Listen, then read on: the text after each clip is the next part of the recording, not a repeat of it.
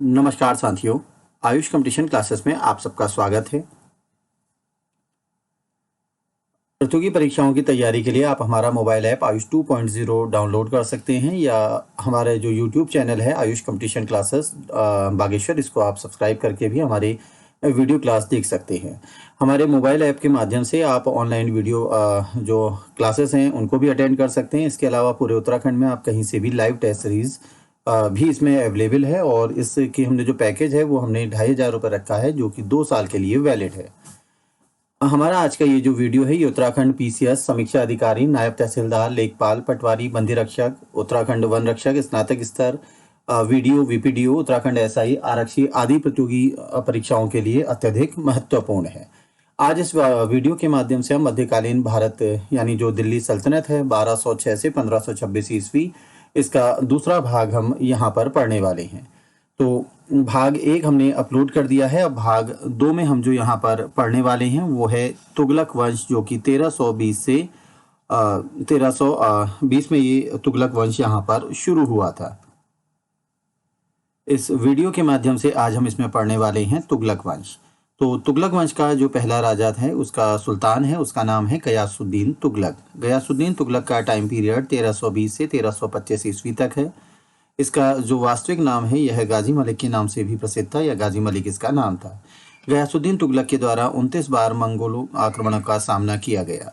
यह तुगलक वंश का संस्थापक है और उपाधि इसकी है गया गाजी मलिक या गयासुद्दीन तुगलक। जब यह गद्दी पर बैठा तब इसका जो उद्देश्य थे वो 2 प्रमुख उद्देश्य थे। पहला था किसानों की स्थिति में सुधार करना और दूसरा इसका उद्देश्य था कृषि योग्य भूमि में वृद्धि करना। तो इसके लिए सुल्तान के द्वारा बटाई ऋणों की वसूली को बंद कर दिया गया तथा भू राजस्व की व्यवस्था को 1/3 किया गया। इससे पहले भू राजस्व 1/2 हो गया था। गयासुद्दीन तुगलक के द्वारा जो अपना शासनकाल है उसमें उदारता की नीति को अपनाया गया। तो इतिहासकारों ने इस उदारता की नीति को रस्म मियान या मध्यपंथी कहा है। सल्तनत काल में सिंचाई के लिए नहर निर्माण करने वाला पहला सुल्तान भी गयासुद्दीन तुगलक था। इसके द्वारा अमीरों को पद देने में वंशानुगत के साथ साथ योग्यता को भी आधार बनाया गया और ये व्यवस्था इसलिए शुरू की ताकि इजारेदारी को समाप्त किया जा सके। गयासुद्दीन के द्वारा इससे पूर्व जो सुल्तान हैं अलाउद्दीन खलजी, उनके द्वारा चलाई गई दाग और चेहरा प्रथा को प्रभावशाली ढंग और उत्साह से लागू किया गया। राजमुंदरी के लेखों में जौना खां या उलुग खां का उल्लेख किया गया है और जिसमें इसको दुनिया का खान कहा गया है। गयासुद्दीन तुगलक के द्वारा जो सैन्य अभियान किया गया था वह बंगाल के विरुद्ध था। वहाँ पर बलबन के बेटे बुगरा खां ने अपने आप को बंगाल का स्वतंत्र शासक घोषित कर दिया था। गयासुद्दीन तुगलक के समय एक प्रमुख सूफी संत थे निजामुद्दीन औलिया। गयासुद्दीन तुगलक और निजामुद्दीन औलिया दोनों के मध्य विवाद हो गया जिस समय गयासुद्दीन तुगलक राजधानी में नहीं था। तो गयासुद्दीन तुगलक के द्वारा निजामुद्दीन औलिया को जब धमकी दी गई तो गयासुद्दीन तुगलक के विषय में औलिया ने कहा कि हुनूज दिल्ली दूरस्त, अर्थात दिल्ली अभी दूर है, अर्थात जब सुल्तान दिल्ली आओगे तभी आप सजा दे पाएंगे। तो जब गयासुद्दीन तुगलक वापस आ रहा था तो एक लकड़ी का भवन बनाया गया। यह तुगलकाबाद के समीप अफगानपुर गांव में था। इस भवन की विशेषता ये थी कि जब यहाँ सुल्तान वापस आया और इस भवन में ठहरा हुआ था तो हाथियों के एक नृत्य सुल्तान के सम्मान में रखा गया और जैसे ही हाथियों ने एक वहाँ पर विशेष पॉइंट को टच किया तो वो पूरा का पूरा लकड़ी का भवन गिर गया और इस प्रकार सुल्तान की मृत्यु हो गई। तो गयासुद्दीन तुगलक को उसकी मृत्यु के बाद तुगलकाबाद यानी जो दिल्ली के समीप एक स्थान है वहाँ पर दफनाया गया। इनके जो निजामुद्दीन औलिया हैं, निजामुद्दीन औलिया प्रमुख सूफी संत थे और इनके शिष्य अमीर खुसरो हैं। तो अमीर खुसरो के विषय में काफ़ी सारे क्वेश्चन पूछे जाते हैं। पहला यह है कि इनका जन्म कहाँ हुआ। अमीर खुसरो का जन्म एटा में हुआ था। इनकी उपाधि है तूतीए हिंद या भारत का तोता। इसके अतिरिक्त अमीर खुसरो ने खड़ी बोली हिंदी के विकास में अग्रणी भूमिका निभाई। अमीर खुसरो दिल्ली सल्तनत में शेख निजामुद्दीन औलिया और जो ये अमीर खुसरो हैं, इन दोनों ही व्यक्तियों ने 7 सुल्तानों का कार्यकाल देखा था, यानी बलबन से लेकर मोहम्मद बिन तुगलक तक का शासनकाल दोनों ने देखा। अमीर खुसरो पहले ऐसे कवि हैं जिन्होंने अपनी कविताओं में पर्यावरण को शामिल किया था। अमीर खुसरो के मंगोल आक्रमणकारियों के द्वारा बंदी भी बना लिया गया था, जहां से ये बाद में भागकर बच निकले। तबले का आविष्कार किसने किया? यह भी अमीर खुसरो के द्वारा किया गया है। साथ ही इन्होंने ईरानी तंबूरे और भारतीय सितार को मिलाकर सितार का आविष्कार किया। तो ये कई सारे क्वेश्चन, इसके अलावा मुखरी सुखने वगैरह ये भी अमीर खुसरो के द्वारा अपने काव्य में बनाए गए या इनकी भी रचना की गई। अगले महत्वपूर्ण शासक यहाँ पर हैं मोहम्मद बिन तुगलक। टाइम पीरियड है 1325 से 1351। तो मोहम्मद बिन तुगलक सल्तनत के सुल्तानों में सर्वाधिक विलक्षण व्यक्तित्व वाला शासक था। यह खगोल शास्त्र, गणित और आयुर्विज्ञान आदि विषयों में निपुण था। जो इतिहासकार हैं उनके द्वारा एमबीटी को, जो मोहम्मद बिन तुगलक हैं, उनको अंतर्विरोधों का विस्मयकारी मिश्रण कहा गया है। तो एक प्रश्न यहाँ पर सुल्तानों का क्रम पूछा जाता है। तो पहला जीटी यानी गयासुद्दीन तुगलक हैं, उसके बाद मोहम्मद बिन तुगलक यानी एमबीटी है, और तीसरे इसमें है फिरोज तुगलक यानी एफटी।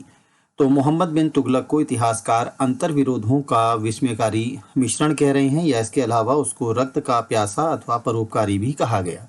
इनके समय की महत्वपूर्ण घटना यह है कि 1366 ईस्वी में अफ्रीकी यात्री इब्न बतूता दिल्ली दरबार में आया। ये जो इब्न बतूता है ये मूर यानी मोरक्को देश यानी अफ्रीका का निवासी था, और मोहम्मद बिन तुगलक के द्वारा इसे दिल्ली का काजी बनाया गया।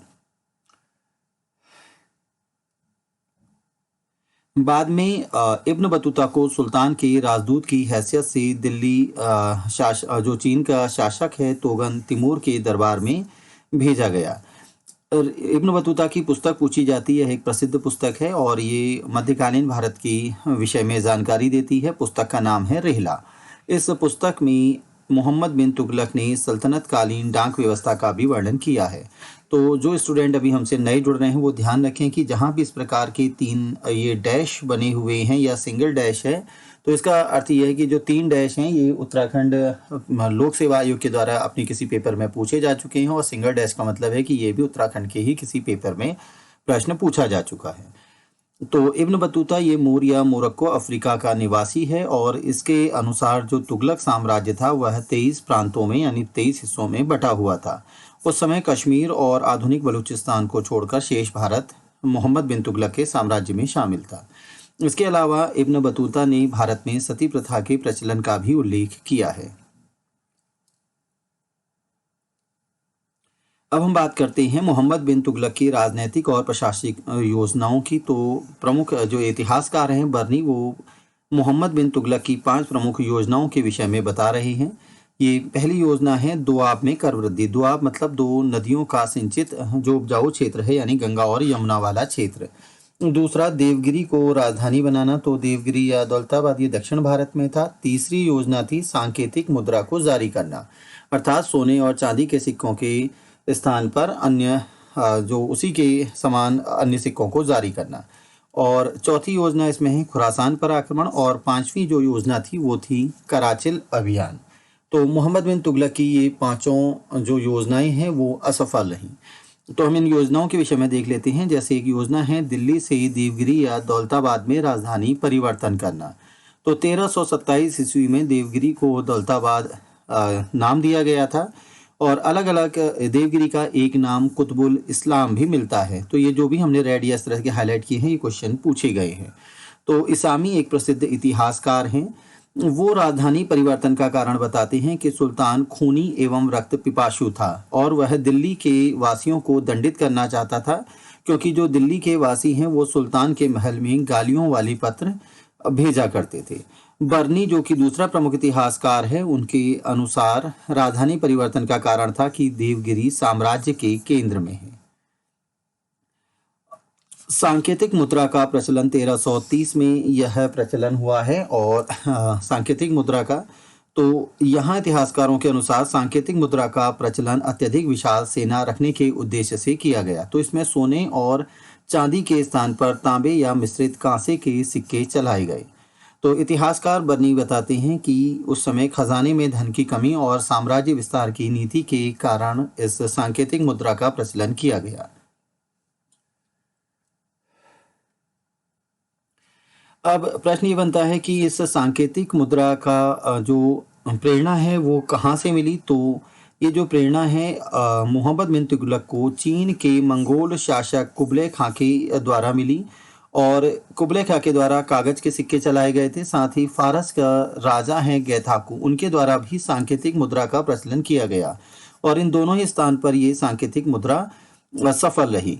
तो भारत में जब चांदी के टंके के स्थान पर कांसे के टंके का प्रचलन किया गया और कांसे के टंके और चांदी के टंके दोनों का मूल्य समान रखा गया, तो जनता जो वेतन या अन्य चीज़ों में सोना और चांदी ले रही थी, लेकिन बदले में वो तांबे को यहाँ पर वापस करती थी। तो इस प्रकार राजकोष पूरा वहाँ पर समाप्त हो गया। तीसरा है खुरासान अभियान। तो यहाँ पर मोहम्मद बिन तुगलक ने एक 3 राजाओं का त्रिमैत्री संगठन बनाया, जिसमें एक वह स्वयं था, दूसरा तर्माशरीन और तीसरा मिस्र का सुल्तान था। और इन तीनों सुल्तानों ने खुरासान के सुल्तान अबू सैयद के विरुद्ध आक्रमण करने की योजना बनाई। तो बर्नी यहाँ पर लिखते हैं कि मोहम्मद बिन तुगलक ने 3,70,000 सैनिकों को 1 वर्ष का अग्रिम वेतन दे दिया और बाद में जो खुरासान है वहाँ पर शांति व्यवस्था स्थापित हो गई और इस प्रकार यह सैन्य अभियान नहीं हो पाया। अगली योजना है कराचिल पर सैनिक अभियान। तो इतिहासकार इस कराचिल क्षेत्र को हिमाचल प्रदेश के कांगड़ा पर्वतीय प्रदेश का बताते हैं। तो जब यहाँ पर भी सुल्तान मोहम्मद बिन तुगलक ने आक्रमण किया तो पूरी सेना बर्फीले क्षेत्र में फंस गई और केवल सुल्तान के 3 ही वहाँ पर सैनिक वापस लौट आए और पूरी सेना सुल्तान की नष्ट हो गई। इसमें अगली जो सुल्तान की एक महत्वपूर्ण योजना थी वो थी दोआब में करवृद्धि। तो ये जो दोआब है 2 नदियों का क्षेत्र है, गंगा और यमुना, और ये सल्तनत काल का सर्वाधिक उपजाऊ क्षेत्र था। यहाँ पर 1/10 से 1/20 के बीच उपज का 50% लगान के रूप में तय किया गया। लेकिन यहाँ भी सुल्तान का दुर्भाग्य रहा कि जिस वर्ष लगान में वृद्धि हुई उसी वर्ष दोआब क्षेत्र में अकाल और उसके बाद प्लेग की महामारी फैल गई और इस प्रकार जो जनता है उसने लगान नहीं दिया। यहाँ कुछ महत्वपूर्ण पॉइंट मोहम्मद बिन तुगलक के विषय में ये हैं कि उसके द्वारा कृषि विभाग की स्थापना की गई और कृषि विभाग को नाम दिया गया दीवान ए अमीर को ही। साथ ही मोहम्मद बिन तुगलक ने एक अकाल राहत संहिता भी तैयार कराई। उसने सिंचाई के लिए सैकड़ों कुएं खुदवाए, साथ ही अकालग्रस्त कृषकों को एक ऋण प्रदान किया, वो एग्रीकल्चर लोन यानी कृषि ऋण या तकावी था। विद्रोह सल्तनत काल में सबसे ज़्यादा जो विद्रोह हुए वो मोहम्मद बिन तुगलक के समय में हुए और कुल 34 विद्रोह यहाँ पर हुए, जिसमें से 27 विद्रोह तो अकेले दक्षिण भारत में हुई। दक्षिण भारत में उस समय बहाउद्दीन गुरशास्प, मुल्तान में बहराम किस्लू और बंगाल में गयासुद्दीन के यहाँ पर विद्रोह प्रमुख हैं। साथ ही उसी समय दक्षिण में विजयनगर साम्राज्य की स्थापना हरिहर और बुक्का ने की। साथ ही बहमनी सल्तनत और मदुरा सल्तनत की भी स्थापना हुई। मोहम्मद बिन तुगलक ने मिस्र के अब्बासी खलीफा से अपने सुल्तान के जो पद है उसके लिए स्वीकृति पद प्राप्त किया। साथ ही खुतबे और सिक्कों पर अपने नाम के बदले खलीफाओं का नाम अंकित करवाया। मोहम्मद बिन तुगलक के जो सिक्के हैं उन पर लिखा हुआ मिलता है अल सुल्तान जिल्ली उल्लाह, अर्थात सुल्तान ईश्वर की छाया है। उसने उस्र और ज़कात के अतिरिक्त सभी अन्य शेष करों को समाप्त कर दिया। मोहम्मद बिन तुगलक ने सूबों की आय और व्यय का हिसाब रखने के लिए एक रजिस्टर तैयार कराया। शेख निज़ामुद्दीन सिराग ए दिल्ली, जो कि एक प्रमुख सूफी संत थे, उनका सुल्तान मोहम्मद बिन तुगलक के साथ मतभेद था और वह सुल्तान के विरोधियों में से एक थे। एमबीटी के समय में बंगाल भी दिल्ली सल्तनत से आज़ाद हो गया और वहाँ पर मलिक हाजी इलियास ने सुल्तान शमशुद्दीन के नाम से अपने आप को स्वतंत्र शासक घोषित कर दिया। ये जो हमने सांकेतिक मुद्रा पढ़ी थी, पूछा जाता है किसकी देन है, तो यह मंगोलों की देन है। मोहम्मद बिन तुगलक कवि और संगीत प्रेमी था। इतिहासकार उसकी सफलता का मुख्य कारण उसका अपना निजी व्यक्तित्व बताते हैं। उसके ने जब नगरकोट पर आक्रमण किया तो उस अवसर पर उसने ज्वालामुखी के देवी मंदिर को नष्ट नहीं किया। प्रश्न पूछा जाता है कि वह कौन सा सल्तनत कालीन सुल्तान है जो हिंदुओं के प्रमुख त्योहारों में भाग लेता था। तो मोहम्मद बिन तुगलक हिंदुओं के त्योहार मुख्यतः होली में भाग लिया करता था। इतिहासकार एल्फिंस्टन का मत है कि मोहम्मद बिन तुगलक में पागलपन का कुछ अंश था। अन्य इतिहासकार डॉक्टर ईश्वरी प्रसाद कहते हैं कि दिल्ली के सिंहासन को सुशोभित करने वाले शासकों में वह सर्वाधिक विद्वान और सुसंस्कृत शासक था। मोहम्मद बिन तुगलक की मृत्यु 1351 में सिंध थट्टा के अभियान में हुई और उसकी मृत्यु पर इतिहासकार बदायूनी ने लिखा है कि सुल्तान को उसकी प्रजा से और प्रजा को उसके सुल्तान से मुक्ति प्राप्त हो गई।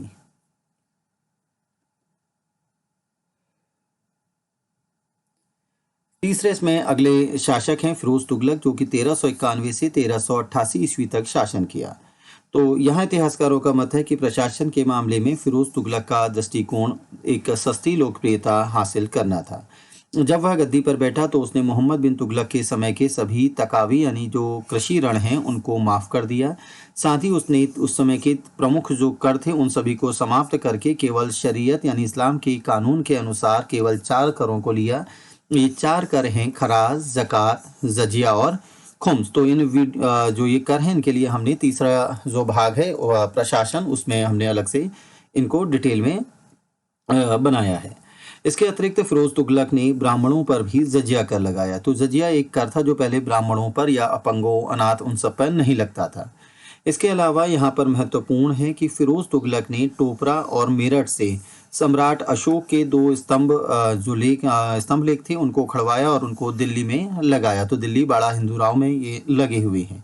इसके अलावा इसने एक नया कर लगाया जो कि हक ए शर्ब यानी सिंचाई कर लगाया और इस कर की मात्रा 10% थी। फिरोज तुगलक के द्वारा फलों के 1200 बाग लगाए गए। साम्राज्य के विस्तार के लिए उसने कोई भी सैनिक अभियान नहीं किया। फिरोज तुगलक के समय में कुछ नए स्थल बसाए गए जैसे हिसार, फिरोजा, जौनपुर और दिल्ली में फिरोजाबाद। तो ये सभी स्थल फिरोज तुगलक के समय में बसाए गए हैं। और यहाँ पर एक इम्पॉर्टेंट क्वेश्चन ये है कि जो जौनपुर है इसने अपने भाई जौना खां यानी जो इससे पहले सुल्तान हमने पढ़ा था मोहम्मद बिन तुगलक MBT की याद में बसाया था। फिरोज तुगलक के द्वारा जगन्नाथ के मंदिर को नुकसान पहुंचाया गया। इसने बंगाल और सिंध पर सैनिक अभियान किए जो कि असफल रहे।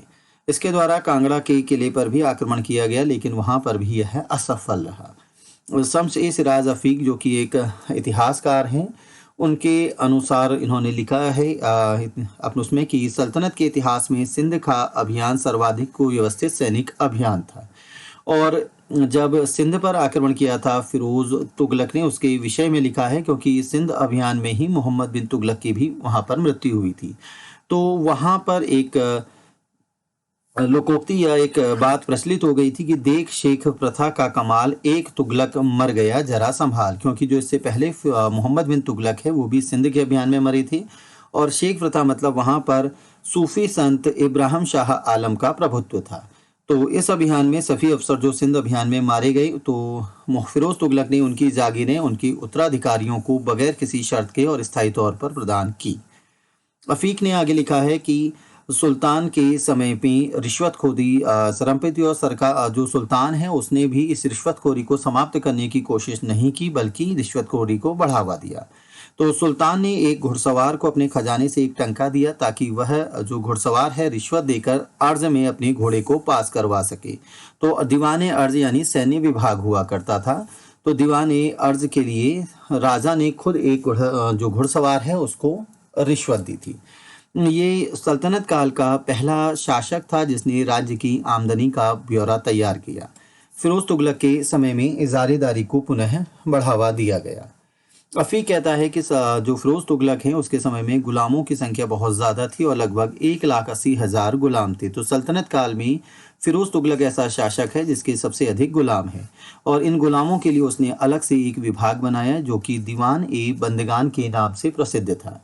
शम्स-ए-सिराज अफीक अपनी पुस्तक तारीख़-ए-फिरोजशाही में लिखते हैं कि फिरोज तुगलक के समय में कोई भी वृद्ध सैनिक एजेंट के रूप में अपने बेटे को भेज सकता था। अगर बेटा नहीं है तो दामाद को और दामाद भी नहीं है तो अपनी गुलाम को सेवा में भेज सकता था। इसके अतिरिक्त जब कोई भी पदासीन या शासकीय सेवारत व्यक्ति मर जाता तो उसका पद और तत्संबंधी वेतन भत्ते उसके पुत्र को प्रदान किए जाते। फिरोज तुगलक ने हासी और सिरसा में पानी की कमी को दूर करने के लिए नहरों की खुदाई करवाई। इसके समय में नहरों का सबसे अधिक बड़ा जाल बना और एक नहर सतलज नदी से दीपालपुर तक और दूसरी यमुना नदी से सिरमूल के पास तक खुदवाई गई।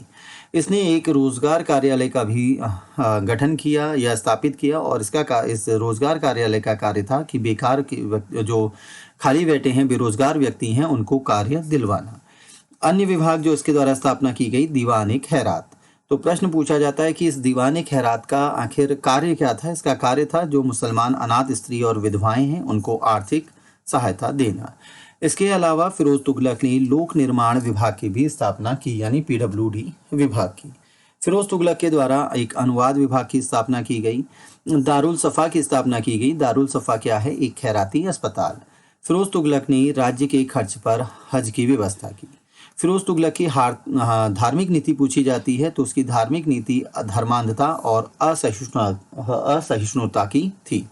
इतिहासकार आरसी मजूमदार के अनुसार फिरोज इस युग का सबसे महान धर्मांध व्यक्ति था और इस क्षेत्र में सिकंदर लोदी और औरंगजेब का अग्रज था। तो इस प्रश्न की व्याख्या हम अलग से एक वीडियो में देखेंगे जब हम मेंस के लिए जो हमने वीडियो बनाए हैं। फिरोज तुगलक ने अपने आप को खलीफा का नायब कहा और इतिहासकार हेनरी इलियट इंस्टन ने फिरोज तुगलक को सल्तनत युग का अकबर की उपाधि दी है। इसके द्वारा शशगानी यानी 6 जीतल का एक सिक्का चलाया गया फिरोज तुगलक के द्वारा। साथ ही अद्दा और बिख नामक तांबा और चांदी के सिक्के भी चलाए गए। फिरोज तुगलक तो हो गई थी फिरोज तुगलक के समय में और उसकी जो 4 मंजिलें थीं तो चौथी मंजिल पर बिजली गिरने के कारण वो नष्ट हो गई थी, तो उसके स्थान पर 2 मंजिलें फिरोज तुगलक के द्वारा पुनर्निर्माण कराई गई। बर्नी ने इनके लिए किताब लिखी है जो कि तारीख फिरोज शाही के नाम से प्रसिद्ध है। फिरोज तुगलक ये सल्तनत काल का एकमात्र ऐसा सुल्तान था जिसने अपने संस्मरण यानी आत्मकथा लिखी है। गयासुद्दीन तुगलक द्वितीय, तो अगला शासक फिरोज तुगलक के बाद तुगलक शाह गद्दी पर बैठा जो कि गयासुद्दीन तुगलक द्वितीय के नाम से सुल्तान बना। उसके बाद कुछ शासक अबू बकर, मोहम्मद शाह और अलाउद्दीन सिकंदर शाह शासक बने जिनके विषय में कोई विशेष जानकारी नहीं है। इस वंश का जो अंतिम शासक था वो सुल्तान नासुरुद्दीन 1394 से 1412 तक शासन किया है। इसके समय की महत्वपूर्ण घटना यह है कि भारत पर तैमूर लंग ने आक्रमण किया। यह आक्रमण 1398 ईस्वी पर हुआ। नासुरुद्दीन महमूद की जो सियासत थी वो बहुत छोटे से क्षेत्र पर थी और केवल दिल्ली से पालम यानी जो पालम हवाई अड्डा है वहीं तक थी। और यह तुगलक वंश का अंतिम शासक पूछा जाता है तो अंतिम शासक है सुल्तान नासुरुद्दीन महमूद। प्रश्न पूछा जाता है कि तुगलक वंश के पतन का कारण क्या था। तुगलक वंश के पतन का कारण था फिरोज शाह तुगलक के उत्तराधिकारियों की अयोग्यता। नासुरुद्दीन महमूद के द्वारा तबकात-ए-नासरी पुस्तक के लेखक हैं मिनहाज उल सिराज। ये किताब पूछी जाती है तो इन मिनहाज उल सिराज को राजा ने सुल्तान ने अपने दरबार में संरक्षण दिया था। इसी के साथ हमारा आज का टॉपिक समाप्त होता है। धन्यवाद।